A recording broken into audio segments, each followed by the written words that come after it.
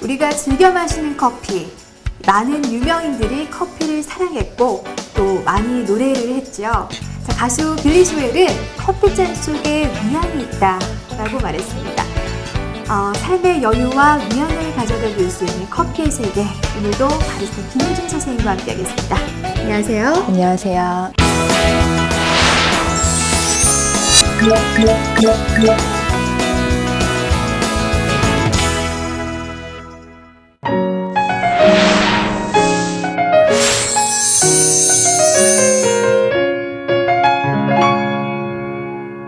지난 시간에 이어서 오늘도 드리퍼와 커피 추출 방법에 대해서 자세히 알아볼 텐데요. 네. 오늘은 어떤 드리퍼 소개해 주실 건가요? 오늘은 융드립에 대해서 알아볼 거고요. 인도네시아 스마트라 만델링의 융드리퍼와 에어로프레스를 이용해서 추출해 보도록 하겠습니다. 네.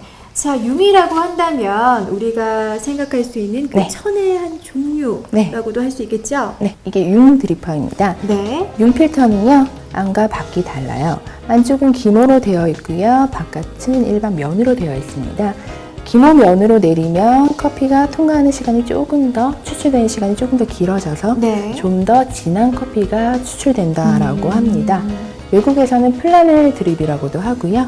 일본에서는 네일 드립이라고 표현을 많이 하고 있습니다. 네. 자, 일반 기존의 페이퍼 드립에 대해서 공부를 해봤잖아요. 네. 이 페이퍼 드립과 융 드립은 많은 차이를 갖고 있을 것 같은데요. 네. 맛은 또 어떻게 다른지 궁금한데요. 원두를 구성하는 오일 성분이나 네. 불용성 고형 성분이요. 종이 필터에는 흡착되는데 반해서요. 융 필터에서는 좀 더 많이 추출이 됩니다. 그리고 원두가 통과하는 깊이가 길어져서 네. 좀 더 진한 커피가 추출되면서도 오일 성분에 의해서 좀 더 부드러운 듯한 느낌. 즉, 바디감이 강하고 진하면서도 부드러운 커피가 추출된다라고 보시면 될 것 같습니다. 네. 커피의 바디감을 가장 맛있게 표현해 준다라고도 해서요. 여가법의 제왕이라고도 불리고 있습니다. 네, 융에 기존에 포함되어 있는 그 오일 성분을 통과하기 때문에 네. 조금 더 바디감이 풍부하다고 볼 수 있겠네요. 네, 맞습니다. 자, 그럼 융 드립의 장점과 단점을 다시 한번 정리해 보죠. 네, 융드립의 장점은요, 네. 깊으면서도 부드러운 커피를 추출할 수 있다라는 점이고요. 단점은요, 보관과 관리가 굉장히 까다롭다라는 점에 있다고 볼 수 있을 것 같습니다. 네. 자, 아무래도 지금 말씀하신 대로 이 페이퍼보다는 상당히 조금 보관이나 관리 방법이 어려울 것 같은데요. 네. 어떻게 보관해야 되나요? 네, 처음 사용하는 융필터의 경우에는요, 따뜻한 물에 넣어서 손으로 주물러 줘서요, 조직을 좀 부드럽게 만들어줍니다. 네. 그리고 나서 깨끗한 물을 다시 받아서 한번 삶아주는데요. 삶아줄 때 커피 가루를 살짝 넣어주면 그 융의 냄새가 조금 없어진다라고 볼 수 있을 것 같습니다. 그리고 그 물을 식힌 후에는요, 밀폐 용기에 깨끗하게 정수된 물을 받아서 융필터를 넣어서 냉장 보관을 하셔야 되고요. 네. 이때 주의할 점은 매일매일 이 물을 바꿔주셔야 돼요. 바꿔주지 않으면 세균 번식의 위험이 있을 수도 있습니다. 그만큼 이제 또 청결하게 관리할 때 조금 어려움이 있을 것 같은데요. 네. 제가 여기서 궁금한 점이 한 가지 생기는 게 네, 융필터를 계속해서 적셔서 네. 찬물에 담궜다가 또 이렇게 바꿔주고 하다 보면 네. 이 융 자체에 포함되어 있는 오일 성분이 조금 날아가거나 네. 없어지거나 하진 않나요? 융 같은 경우에는요, 말렸다 적셨다 할 때 더 많이 파괴가 됩니다. 네. 말렸다가 다시 적셨다가 하는 동안에 조직이 좀 파괴될 수가 있어요. 네. 그래서 항상 적셔서 보관을 해야 하는데, 적실 때는 이제 사용한 뒤에 항상 뜨거운 물에 커피 찌꺼기를 다 없애준 다음에 보관을 해주는 게 중요합니다. 항상 깨끗하게. 네. 자, 그러면 이 융 하나에 네. 이 한 개의 융 드립을 어느 정도로 좀 활용하다가 네. 처분을 해야 되나요? 종이 필터 같은 경우에는 한 번 쓰고 버리잖아요. 네. 융 필터 같은 경우에는 권장하는 사용 횟수는 80번 정도고요. 아, 80번이요? 네, 조금 더 조심해서 사용한다면 100번 정도까지는 사용할 수 있을 것 같습니다. 하지만 오랫동안 보관하기 위해서는 관리를 좀 청결하게 유지를 해주는 것이 가장 중요할 것 같습니다. 네. 자, 그러면 융을 사용해서 네. 드립하는 방법에 대해서 좀 자세히 알려주시죠. 네, 드립하기 전에 융 필터는요, 물에 담궈져 있었잖아요. 네. 물기가 굉장히 많습니다. 그렇기 때문에 손으로 물기를 꽉 제거해 준 다음에 마른 수건으로 물기를 한 번 더 없애줘야 합니다. 그렇지 않으면 융 필터에 있는 물기로 인해서 추출된 커피가요, 조금 싱거워질 수가 있기 때문입니다. 그리고 꽉 짜주고 물기를 잘 제거해 준 뒤에는요, 융 필터를 잘 펴준 뒤에 원두를 넣어주고 수평을 가볍게 맞춰줍니다. 그 후에는 이제 일반 드립과 비슷하다라고 보시면 될 것 같은데요. 네. 기름기, 오일 성분을 좀 더 많이 빼주기 위해서는 좀 더 가는 물줄기로 천천히 드립해주는 게 이 융의 매력을 살리는데 좋습니다. 네. 자, 융 드립에 대해서 자세히 알아봤습니다.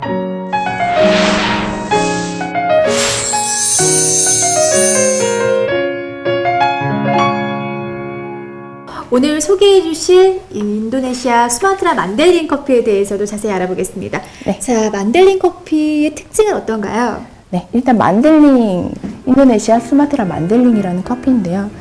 이름에 대해서 설명을 드리자면요. 네. 인도네시아는 나라의 이름이고요. 수마트라는 인도네시아 맨 좌측에 있는 큰 섬의 이름입니다. 그리고 만델링은 수마트라 섬에 살고 있는 부족의 이름입니다. 네. 자, 일반적으로 대부분 커피에 이름을 붙일 때 여러 가지 방법이 있는 것 같은데요. 네. 지금 말씀하신 대로 나라 이름, 그리고 또 도시 이름, 부족 이름을 붙이는 것 외에 또 다른 방법도 있나요? 네, 일반적으로는요, 커피 이름 맨 앞쪽에는 나라의 이름이 붙고요. 네. 그 다음에는 지역의 이름이나 등급의 이름이나 수출되는 항구의 이름이 붙는 것이 일반적입니다. 아, 일반적으로 보편적으로 그렇군요. 네. 네, 자, 그럼 본격적으로 인도네시아 수마트라 만델링 커피에 대해서 알아보도록 하겠습니다. 네. 자, 일단 뭐 바디감이나 이런 부분에 대해서도 우리가 간과할 수는 없잖아요. 네, 맛과 풍미는 어떤지 좀 알려주세요. 네. 인도네시아에 대한 설명을 일단 먼저 해보자면요. 인도네시아는 네덜란드의 식민지였습니다. 네덜란드에 의해서 1696년에 자바섬에 커피 나무가 이식이 되면서 커피 재배가 시작이 되었습니다. 대체로 무기질의 화산재 토양을 가지고 있어서 커피 재배에 굉장히 이상적인데요. 1877년에요. 커피 녹병이라는 커피 나무의 전염병이 돌게 되면서 커피 농장에서요. 네. 그래서 원래는 아라비카 커피를 위주로 키우다가 이 병이 걸린 이후에는 이 병충해에 강한 로부스타를 대체적으로 키우게 되었습니다. 네. 그래서 로부스타를 키우는 생산량이 훨씬 더 많고요. 뭔가 안타깝지만 아라비카의 생산량은 조금 작은 편입니다. 하지만 최근에 품종 개량으로 인해서 아라비카의 생산량이 다시 늘어나고 있는 추세라고 합니다. 네. 자, 인도네시아 원두의 가공법에 대해서도 우리가 좀 짚어봐야 될 것 같은데요. 네. 가공 방식은요, 주로 건식법이지만 습식법도 병행을 하고 있습니다. 네. 자, 건식법과 습식법의 차이점에 대해서 좀 간략하게 정리를 해보죠. 네, 건식법은 생두를 수확을 해서 그대로 말린 뒤에 탈곡을 해주는 과정이고요. 네. 습식법은요, 물과 발효 과정을 이용해서 네. 외피와 가육 부분을 없애준 뒤에 파치먼트 상태로 건조를 해주고요. 그 뒤에 탈곡을 해주는 과정을 이야기합니다. 네. 자, 커피 등급에 대해서 구분하는 방식도 여러 가지가 있을 것 같은데요. 네. 커피 등급은 어떻게 구분을 짓나요? 네, 인도네시아 같은 경우에는요, 네. 결정도 수에 따라서 등급을 분류를 합니다. 300g의 생두 안에 결정도 수가 몇 개가 들어있냐에 따라서 등급을 분류를 하고요. 네. 이때 말하는 결정두는 가공 방식이나 수확 과정에서 만들어진 커피의 품질을 떨어뜨릴 수 있는 안 좋은 생두를 말을 합니다. 네. 자, 결정도에 대해서 지난 시간에도 간략하게 좀 소개를 해드렸었는데요. 네. 그레이드가 숫자가 작을수록 네. 상당히 고가의 최고 상품이라고 볼 수 있겠죠. 네, 맞습니다. 결정도가 또 양이 작고요. 네, 맞습니다. 자, 보면요. 주요 커피 산지가 수마트라라고 섬이라고 말씀해 주셨는데 이 지역 외에 또 다른 지역도 있습니까? 네, 인도네시아는 10,000개가 넘는 섬으로 이루어져 있는 나라인데요. 수마트라 외에도 뭐 자바섬이나 슬라웨시 섬에서도 커피가 활달하게 생산이 되고 있습니다. 네, 자, 수마트라 만델링에 대해서 좀 더 구체적으로 자세히 설명해 주세요. 네, 만델링은요 인도네시아 커피 중에서도 가장 유명한 커피 중에 하나고요. 네. 인도네시아 수마트라 섬의 부족의 이름에서 유래가 되었다라고 합니다. 그리고 인도네시아의 수마트라 섬에서 생산되는 커피의 대부분을 만델링이라고 통칭해서 부르기도 하지만요. 만델링의 이름은 북스마트라 섬의 토바우스 인근에서 자라는 아라비카 커피를 뜻하는 겁니다. 아라비카 커피 자체가 상당히 조금 품질이 좋은 커피라고 알려져 있잖아요. 그러면은 이 수마트라 만델링의 맛과 풍미는 상당히 깊을 것 같은데 네. 어떤가요? 네, 만델링 커피의 특징은요, 굉장히 강렬한 쓴맛 뒤에 찾아오는 단맛이 매력적인 커피고요. 바디감이 굉장히 묵직합니다. 이때가 느껴보시면 알겠지만 네. 입에 커피를 넣었을 때 입안 가득히 커피가 꽉 차는 듯한 느낌, 삼키고 났을 때도 미끈거리는 느낌이 남아있는 느낌을 얘기하고요. 네. 이 만델링 커피는 이 바디감이 굉장히 좋아서 그런지 모르겠지만 인도네시아에서는 남성적인 커피라고도 알려져 있습니다. 자, 배전 방식에 대해서 우리가 좀 알아봐야 될 것 같고요. 네. 적정한 물의 온도는 또 어느 정도로 네. 우리가 좀 조절하면 좋은지 설명해 주세요. 네, 만델링의 배전도는 강배전이고요. 내려주는 물의 온도는 80도 초반이라고 보시면 될 것 같습니다. 만델링 같은 경우에는 진하게 먹었을 때 매력이 살기 때문에 원액은 조금 많이 내려서요. 120ml를 추출해 주도록 하겠습니다. 네, 수마트라 만델링의 배전도는 강배전이고요. 또 물의 양은 한 120ml 정도로 우리가 정하면 좋을 것 같고요. 네. 또 물의 온도는 80도 초반이라고 정리를 해주셨습니다. 자, 그러면 직접 수마트라 만델링을 추출해 보는 것도 좋을 것 같은데요. 네. 바로 시작해 볼까요? 네.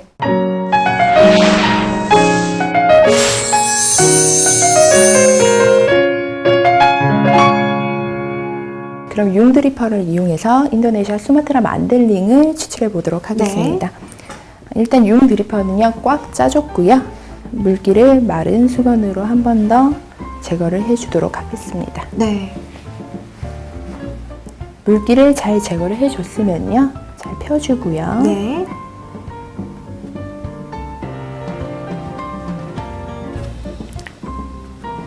자, 필터 안에 필터 안에 원두를 넣어줍니다.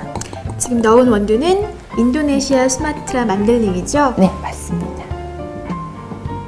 수평을 잘 잡아주시고요.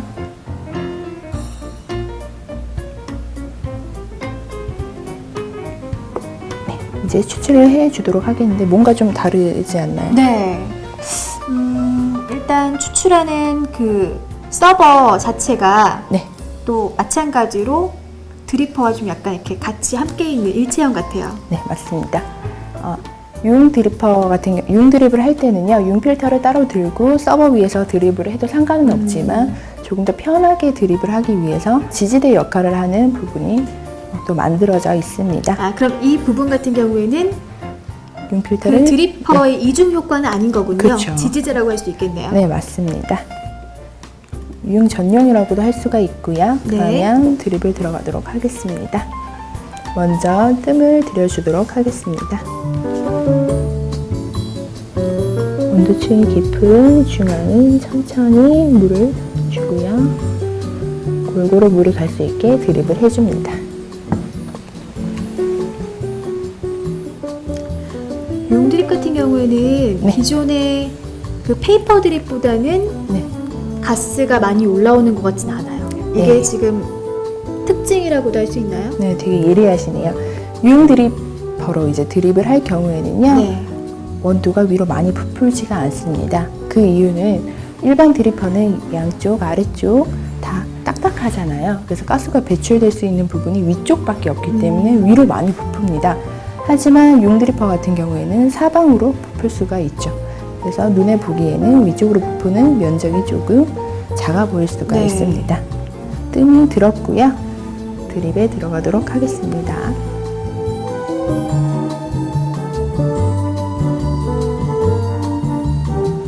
일 차 추출을 천천히 해주고요.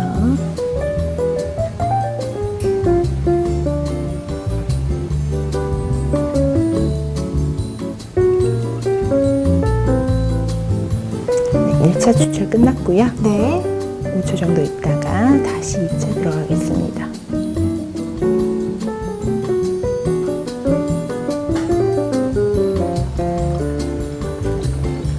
2차 추출이 끝났고요. 네. 자, 다시 3차 들어가겠습니다.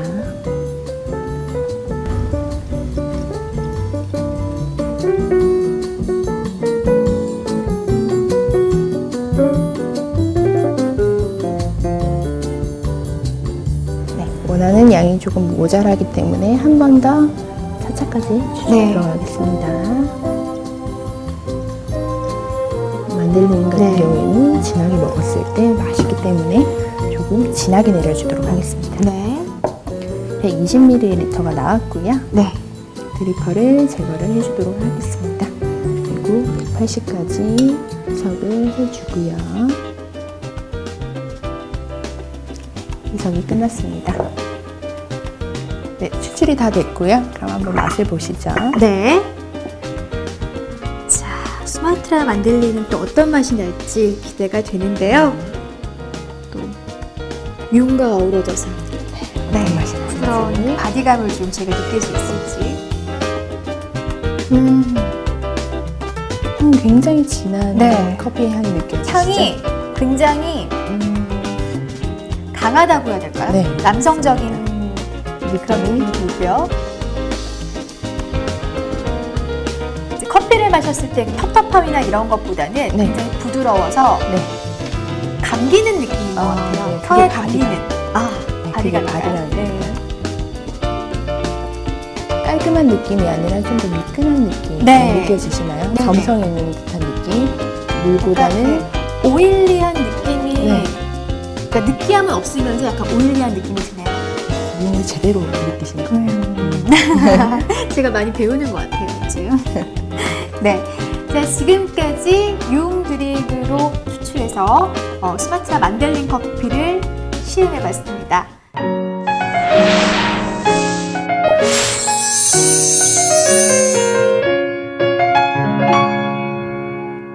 자, 이어서 또 앞에 새로운 기구들이 나와 있어요. 네. 이 기구들은 뭔가요? 네, 이건 에어로프레스라는 추출 기구인데요. 네. 이건 2005년에요. 앨런 아들러라는 사람에 의해서 발명이 되었습니다. 네. 프렌치 프레스랑 비슷한 원리이지만요. 프렌치 프레스보다 조금 더 부드럽게 다양한 맛을 추출해낼 수 있는 기구라고 보시면 될 것 아. 같습니다. 이 기구 같은 경우에는 드리퍼하고는 또 다른 개념인가요? 그렇죠. 네. 조금 더 좀 자세히 설명해 주세요. 네, 드립 같은 경우에는요.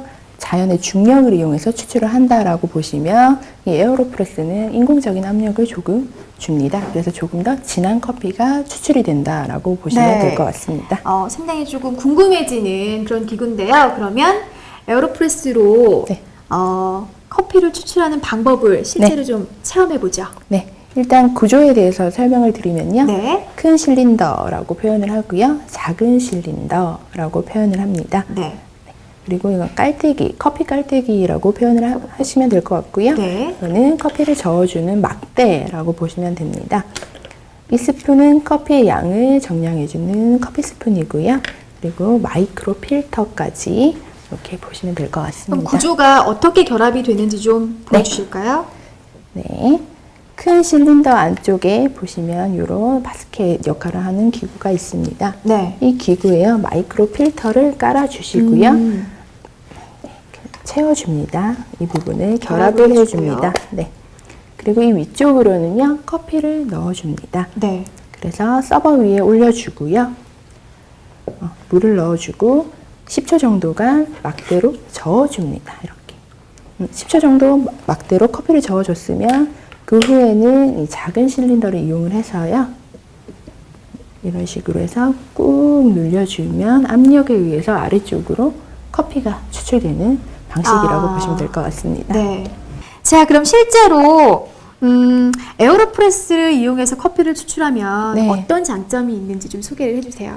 좀 더 진하면서도요, 다양한 커피를 추출해낼 수 있다라고 보시면 될 것 같아요. 네. 높은 압력을 이용하는 에스프레소 머신보다는 조금 더 부드럽고요.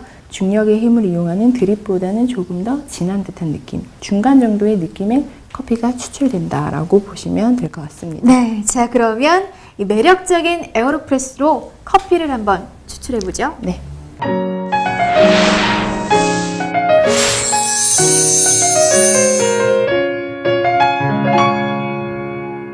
자, 이 아래쪽에 있는 바스켓 역할을 하는 곳에요. 마이크로 필터를 장착을 해줍니다. 그 후에 큰 실린더에 다시 장착을 해주고요. 이 큰 실린더는 서버 위에 놓아줍니다. 네. 그리고 분쇄한 커피를 넣어주는데요. 분쇄도는요, 일반 에스프레소 커피보다는 조금 더 굵게, 핸드드립 커피보다는 조금 더 가늘게 분쇄를 하셔야 되고요. 1인분에 이 전용 스푼 1스푼이라고 보시면 될 것 같습니다. 네. 저는 2인분을 내릴 거고요. 2스푼을 넣었습니다. 근데 그 분쇄도가 조금씩 차이가 나는 네. 이유에 대해서 다시 한번 짚어주시죠. 네, 너무 굵게 분쇄를 하면요, 물이 커피를 통과하는 시간이 너무 짧아서 싱거운 커피가 추출이 되고요. 너무 가늘게 하면 반대로 물과 커피가 만나는 시간이 너무 길어서 굉장히 진한 커피가 추출이 네. 됩니다. 자칫하면 텁텁해질 수도 있기 때문에 적정한 분쇄도를 찾아주는 게 중요합니다. 네. 네, 그러면 분쇄한 커피를 깔때기를 이용을 해서요, 넣어주겠습니다.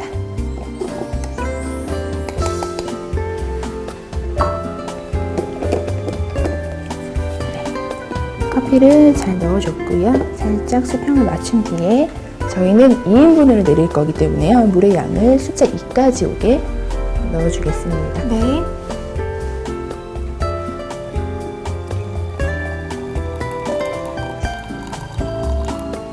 물을 넣어줬고요. 물을 넣은 뒤에는 막대로 잘 저어줍니다. 10초 정도 저어주시면 되고요. 아래쪽에 커피가 남아있지 않게 골고루 저어주셔야 됩니다. 큰 실린더에 물을 부었을 때 네, 막대기로 좀 저어주고 네, 그 다음에 이제 작은 실린더와 결합하는 거군요. 네, 맞습니다.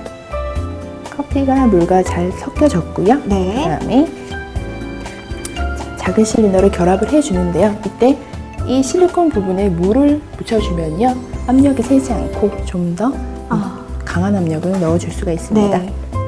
살짝 물을 묻혀주고요.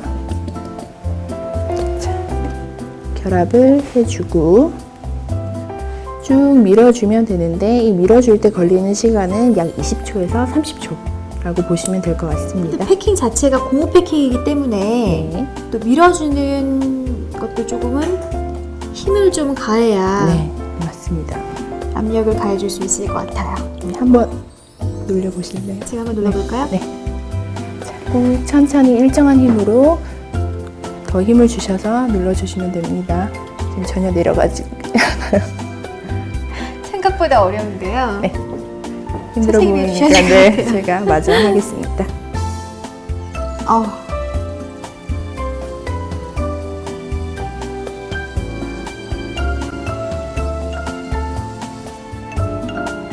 네, 추출 끝났습니다. 굉장히 진한 커피가 지금 내려온 것 같아요. 네, 맞습니다.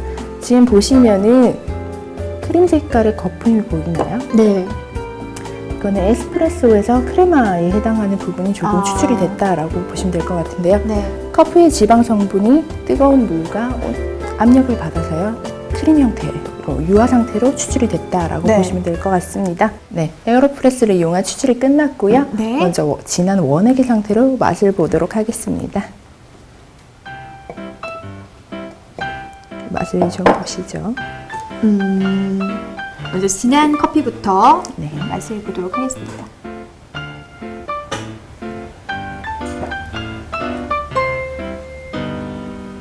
상당히 진하네요. 네, 그렇죠. 생각보다는 진하죠.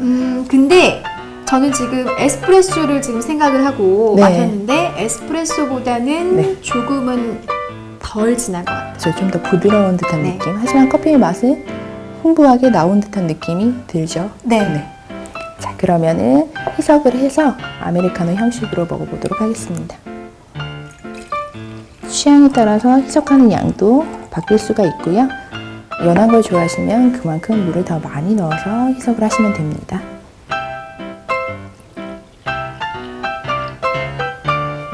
자, 희석이 된 커피 한번 드셔보시고요.